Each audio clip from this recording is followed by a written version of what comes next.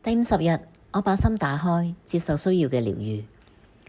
看見一道新嘅大門打開了，門內係10年嘅強大療癒，我哋過去無法理解嘅療癒。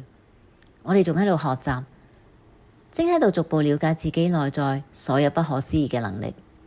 我哋亦都喺度學習住接觸自身嘅其他部分嚟探索答案，而佢哋始終都喺度嗰度，係引領住我哋，指點我哋走向符合自身最高利益嘅道路。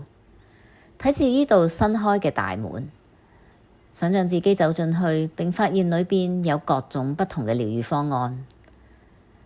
呢啲因為每一個人對療癒嘅定義都唔同，有啲人係身體需要療癒，有啲人係心靈需要療癒，亦有啲人係心智需要療癒。因此，我哋需要將個心打開，去接納個人所需要嘅療癒。為咗個人嘅成長，我哋將個門完全咁打開。